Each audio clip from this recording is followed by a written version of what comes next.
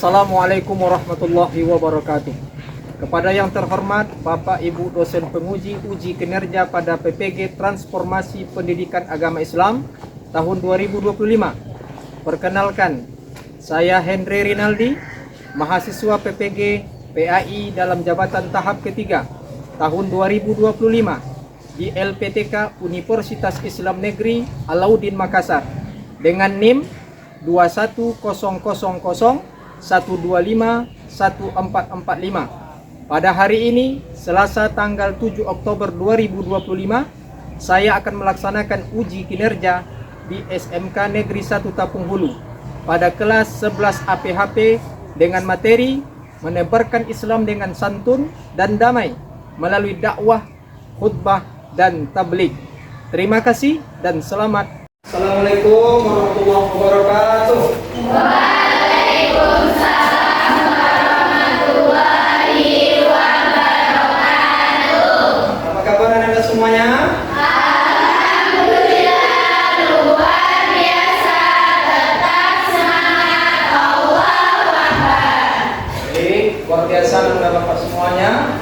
Pada kesempatan pagi menjelang siang hari ini, kembali kita laksanakan proses pembelajaran kita. Sebelum kita melaksanakan proses pembelajaran, tentunya langkah baiknya kita berdoa, karena doa silahul mu'min. Doa itu adalah senjata orang-orang kita beriman. Maka lebih baik agar barokahnya pembelajaran kita, mari kita berdoa dan doa akan Bapak pimpin sendiri. A'udzubillahi minasyaitonirrajim. Bismillahirrahmanirrahim. Alhamdulillahirabbil alamin wassalatu wassalamu ala asyrofil anbiya'i wal mursalin wa ala alihi wa sahbihi ajmain. Rabbi zidni ilman warzuqni fahman. Ya Allah, ya Tuhan kami, berikan kami ilmu ya Allah, berikan pemahaman kepada kami ya Allah ya Arhamar Rahimin. Rabbana atina fid dunya hasanah wa fil akhirati hasanah wa qina adzabannar. Walhamdulillahi rabbil alamin. Bapak akan absen dulu. Siapa yang tidak hadir pagi ini? Siapa? Riani sama Ica. Riani dengan Ica. Bagaimana kabarnya? Sakit sama izin. Sakit dengan izin ya. Yang sakit kita doakan supaya cepat sembuh. Amin. Amin. Baik. Kita lanjutkan proses pembelajaran kita pagi menjelang siang hari ini. Sebelum kita laksanakan proses pembelajaran kita, alangkah baiknya untuk menumbuhkan kecintaan kita kepada bangsa ini, maka kita akan mendengarkan dan akan bersama-sama menyanyikan lagu Indonesia Raya. Tolong dipimpin oleh Anda untuk menyanyikan lagu Indonesia Raya.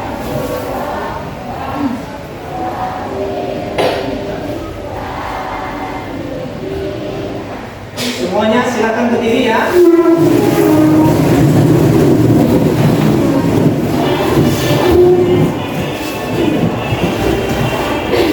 Indonesia tanah airku, tanah padaku. Di sana aku berdiri, jadi pandu hidupku.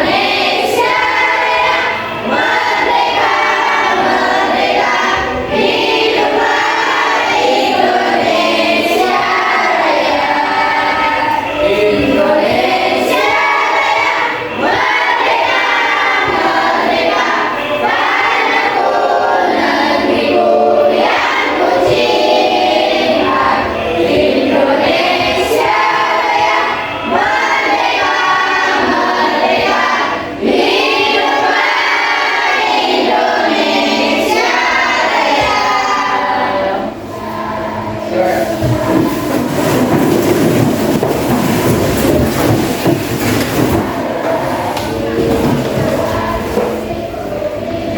Anda semua, pada kesempatan ini, sebelum kita lanjutkan proses pembelajaran kita, tentunya kita akan mereview kembali tentang pelajaran kita sebelumnya, ya. Jadi Bapak akan mereview pelajaran kita yang sebelumnya. Siapa yang masih ingat tentang pembahasan ataupun pembelajaran kita sebelumnya? Siapa namanya? Ya, tentang apa pelajaran kita sebelumnya, Anda? Perkalian remaja, narkoba dan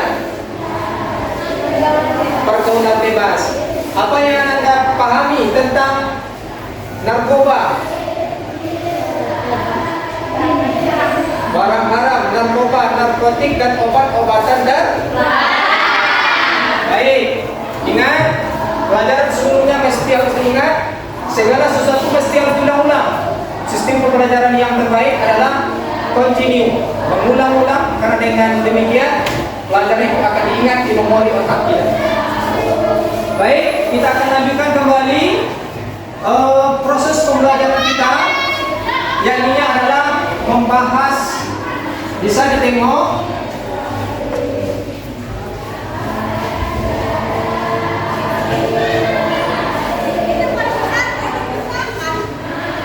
kita akan membahas judul besarnya, yang ini adalah tentang Islam dengan santun dan damai melalui dakwah, khutbah, dan tabligh. ya, ini judul besarnya, menyebarkan Islam dengan santun dan damai melalui dakwah, khutbah, dan tabligh. Bapak ingin bertanya kepada Anda semua, pernah dengar istilah khutbah? Pernah? Pernah dengar istilah dakwah? Pernah dengar istilah tabligh? Pernah diucapkan dan pernah kita dengar. Khutbah, apakah pernah kalian melihat orang khutbah? Pernah.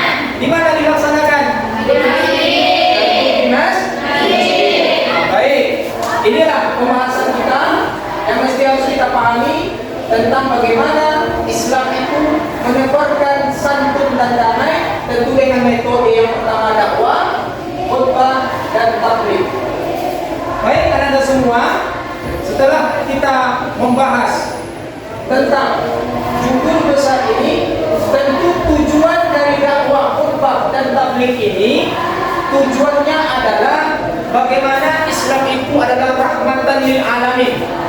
Karena Islam itu berkembang, tujuannya adalah agar semua orang-orang Islam, semua orang Muslim, dan semua manusia paham bahwasanya tujuan akhir manusia itu adalah kembali kepada Allah Subhanahu wa Ta'ala. Bagaimana itu semua? Dengan cara seperti apa? Tentu dengan cara dakwah, menyampaikan khutbah, dengan cara menyampaikan yang ada di dalam masjid. Tabligh dengan cara menyampaikan juga, tapi dengan cara pidatokan, bisa dalam bentuk ceramahkan. Kalau khutbah, penyampaiannya formal di dalam masjid. Khutbah Idul Fitri, khutbah Idul Adha, khutbah Jumat, punya rukun dan syarat. Yang tujuannya apa? Tujuannya adalah supaya manusia tertarik, supaya tujuan manusia itu adalah kembali kepada agama Allah Subhanahu wa Ta'ala. Dalam Al-Quran Allah sampaikan, kuntum khaira ummatin, sebaik-baik umat adalah umat Islam. Ta'muruna bil ma'ruf wa tanhauna 'anil munkar. Dia mengajak kepada kebaikan, mencegah kepada kemungkaran. Itulah dasar agama Islam. Mengajak kepada kebaikan bisa dengan dakwah, khutbah, dan tabligh. Akhirnya supaya kita lebih santai, maka tak salah kiranya kita laksanakan yang namanya SPP dulu. Silakan berdiri Anda semuanya.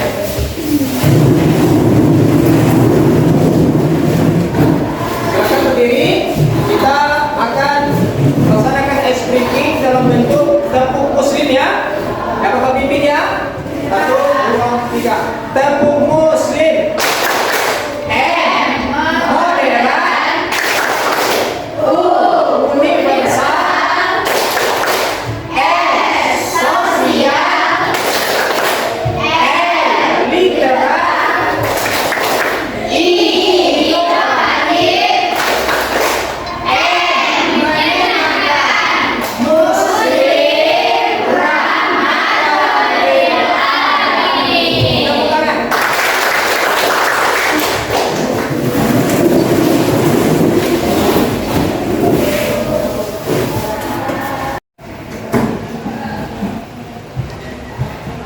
Baik, anak-anak semua, pada kesempatan yang mulia ini kita akan kembali lanjutkan kepada inti pembelajaran kita tentang makna dakwah itu sendiri. Tadi sudah dibuka pada pertemuan awal bagaimana judul tema besar kita adalah tentang khutbah, dakwah, dan tabligh. Yang semua itu di satu sisi sama-sama mengajak, tapi di satu sisi punya perbedaan.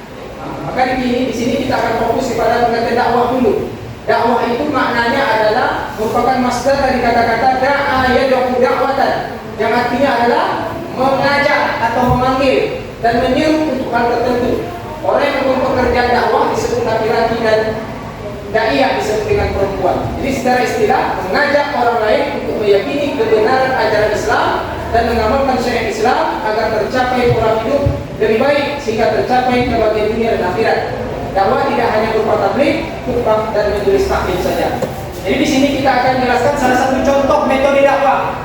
Bapak akan tengokkan sebuah video dakwah ustadz yang cukup populer ya di masanya, namanya Ustadz Rohe. Ya, ini coba kalian simak ustadz ini,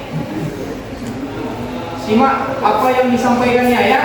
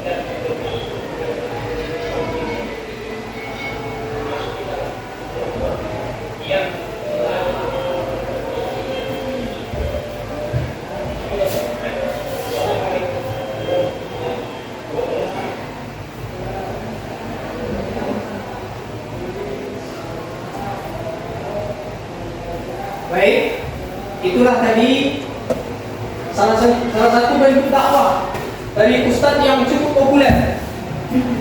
Dia Ustadz Bohen namanya. Ustadz Bohen 87 ya. Dia Ustadz Tolomocu. Ya. Kemudian unzur ma qala wa la tanzur man qala. Perhatikan dan dengarkan apa yang disampaikan, tapi jangan tengok siapa yang menyampaikan.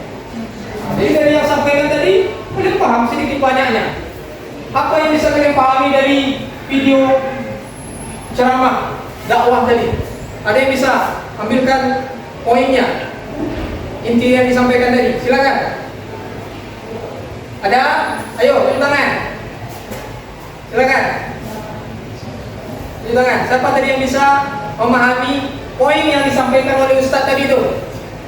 Dan ini adalah tentang jagalah hati. Karena kunci manusia itu adalah mudghah, segumpal hati dalam daging tubuh manusia. Iza solahat kulluhu fa iza fasadat kulluhu. Ketika daging yang bernama hati ini baik, maka semua anggota tubuh yang lain pun baik, akhlak baik, semua baik. Tapi ketika buruk, jelek, busuk, maka semuanya akan tak baik. Maka ini poin penting dari dakwah. Ini mengajak, ya, mengajak untuk bekerja dakwah bagi laki-laki yang perempuan adalah namanya dai, mengajak untuk meyakini kebenaran inti dari agama Islam. Baik, berkaitan juga tentang dakwah ini, maka alangkah lebih baiknya Bapak akan bagi beberapa kelompok. Yang ini adalah kelompok pertama tentang dakwah, kelompok ini. Kelompok yang kedua tentang khutbah, kelompok ketiga adalah tentang tabligh. Ya, silakan nantinya pahami tentang poin-poin yang berkaitan dengan khutbah, dakwah dan tabligh. Nah, di sini kelompok yang berkaitan dengan dakwah akan dipimpin oleh siapa namanya? Widya, ya. Nah, silakan berembuk bersama-sama. Kemudian nanti sampaikan poin yang berkaitan dengan dakwah, khutbah dan tabligh, pengertiannya, kemudian apa maknanya, dalil dari petunjuk tentang khutbah, dakwah dan tabligh tersebut. Baik, untuk mempersingkat waktu, silakan yang kelompok yang berkaitan dengan dakwah sampaikan materi yang berkaitan dengan dakwah tersebut. Silakan maju ke depan, presentasikan ya.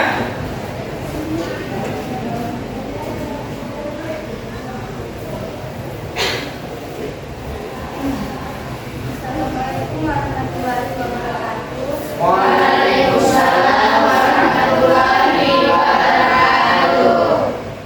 Baiklah, saya dari kelompok 1, saya akan mempresentasikan hasil diskusi kami tentang dakwah. Dakwah berasal dari bahasa Arab atau da'a, yaitu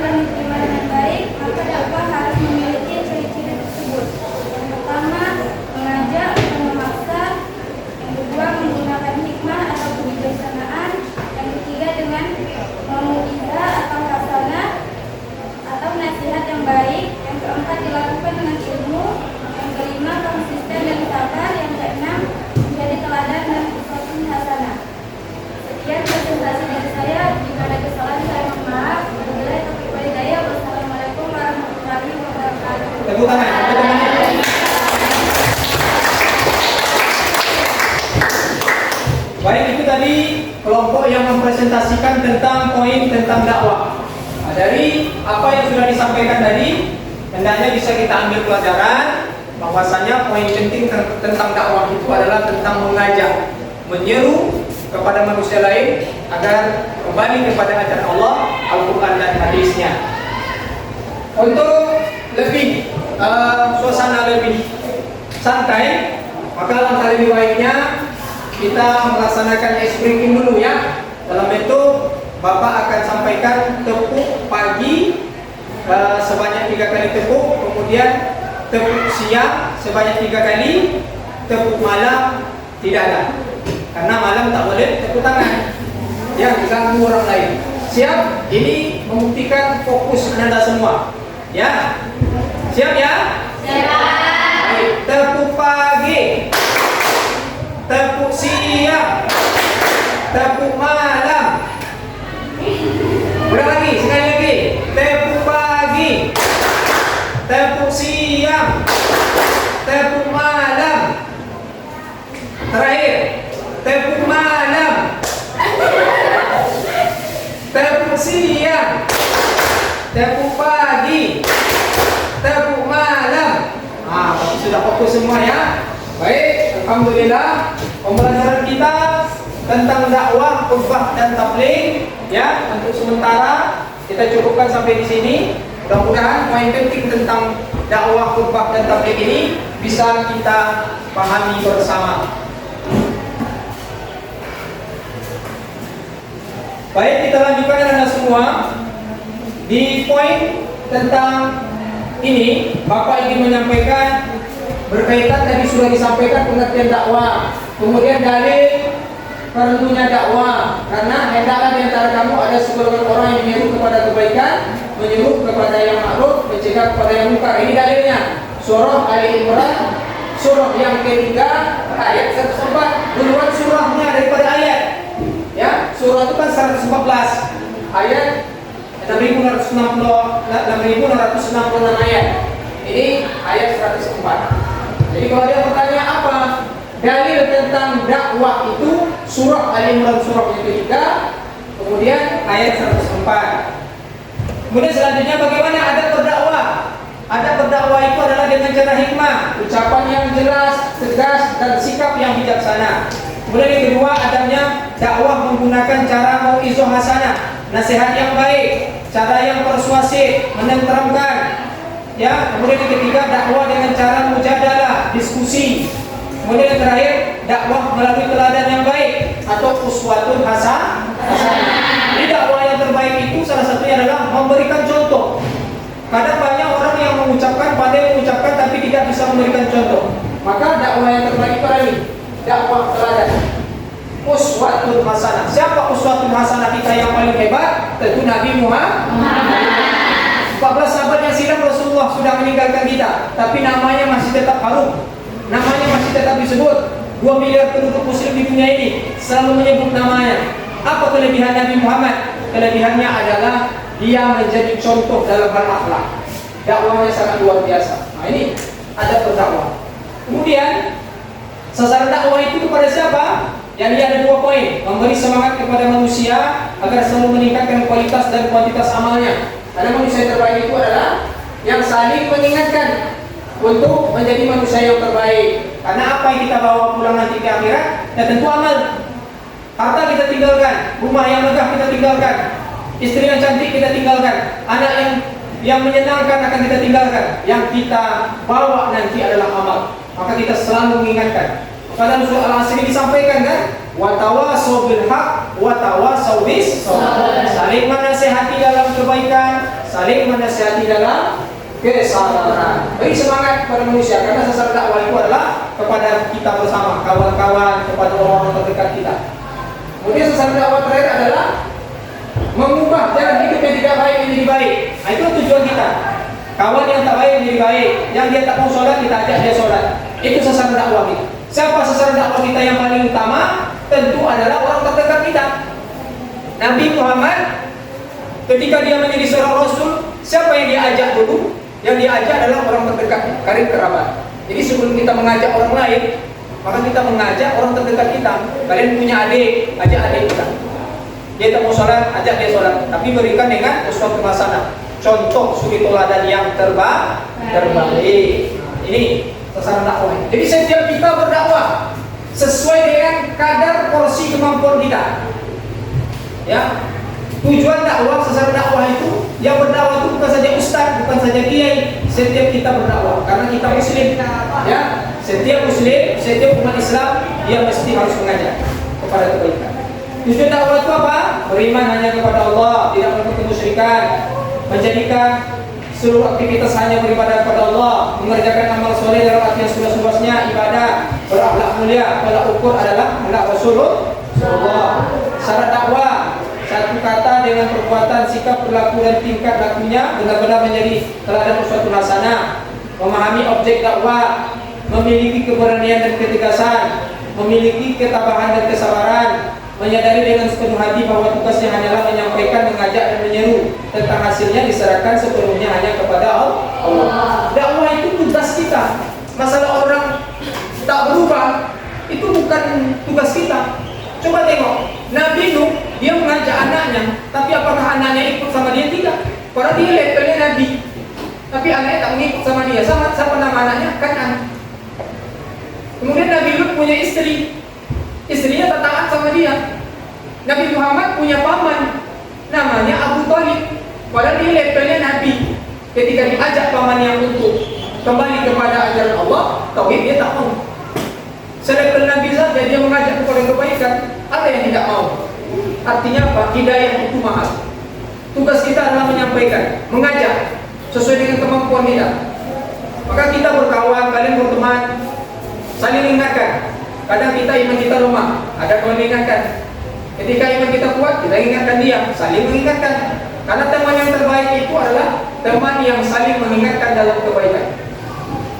Jadi tak ada istilahnya teman yang sejati itu adalah teman yang care dengan kita, teman yang dia selalu paham dengan kita. Teman yang sejati itu adalah ketika kita salah, dia ingatkan. Ketika kita benar, dibenarkan. Dia menyalahkan ketika kita salah. Ya, nampak kita lalai dari agama, lari kita sholat, kita buka aurat, dia mengingatkan. Bukan berarti dia suci, tidak. Ya, karena tak ada yang sempurna. Tujuan umat manusia, seorang hamba itu adalah dia ingin pulang kembali ke akhirat, tentu dengan modal amal. Amalnya apa? Amal yang terbaik adalah saling mengingatkan. Kalau tidak rugi kita. Nah, inilah syarat dakwah itu yang harus dipahami. Kemudian metode dakwah itu harus luruskan niat. Ya, kita mengingatkan orang itu harus luruskan niat.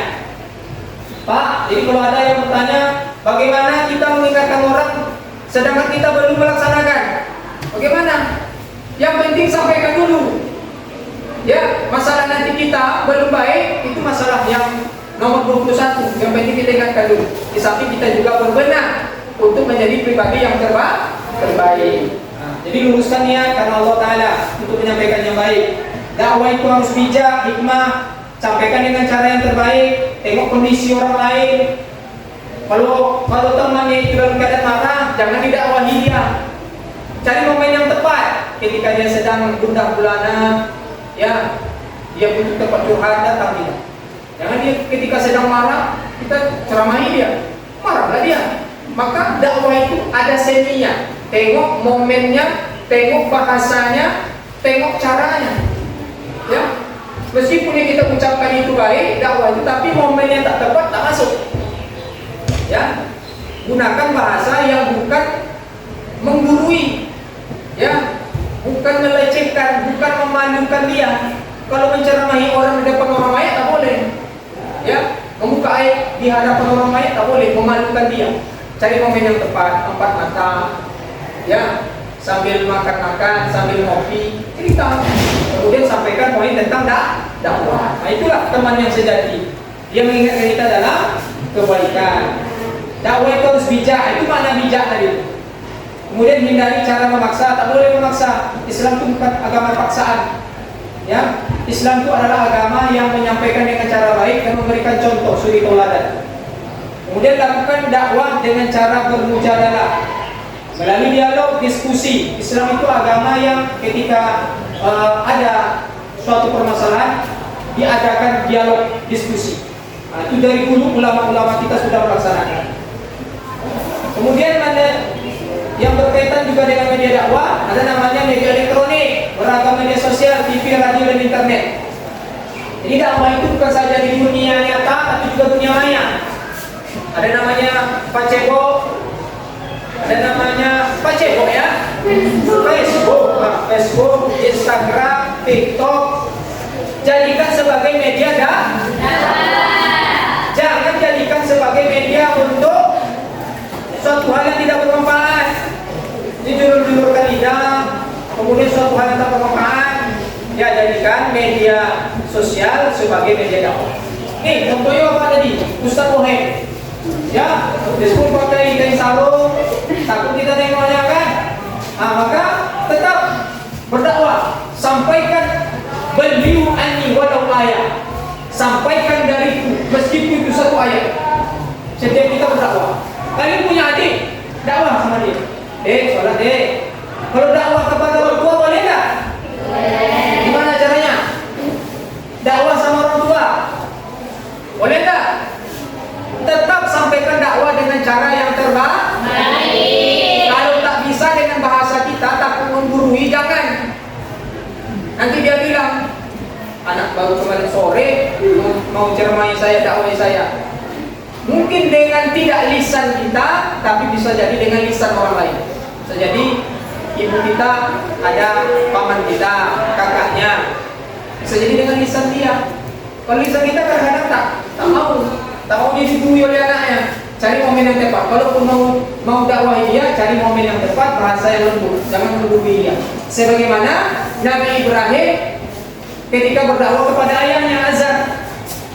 Ayahnya produsen berhala, Nabi Ibrahim mengajarkan tauhid. Tapi dia tetap menyampaikan dengan dakwah secara lemah lembut. Ya.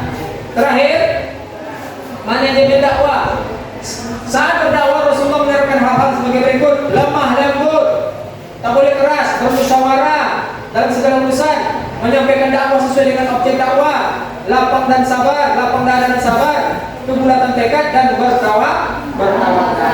Nah, itulah inti dari dakwah yang sudah Bapak sampaikan. Mudah-mudahan sedikit banyaknya bisa kita pahami dan proses pembelajaran kita ini diberkahi oleh Allah Subhanahu wa taala. Amin amin ya rabbal alamin. Insyaallah minggu yang akan datang kita akan masuk kepada pembelajaran berikutnya. Apa pembelajaran kita berikutnya? Siapa namanya? Zahra, silakan.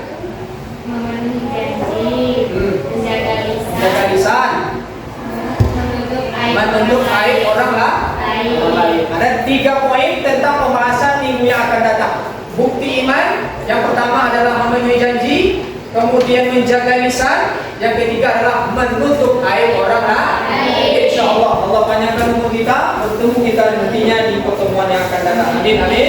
Ya rabbal alamin. Akhirnya kita akhiri pertemuan kita ini setelah kita mulai dengan doa, dengan ucapan basmalah, bismillah, maka mesti diakhiri dengan kalimat hamdalah. Alhamdulillahirabbil alamin. Baik, Bapak tutup dengan assalamualaikum warahmatullahi wabarakatuh.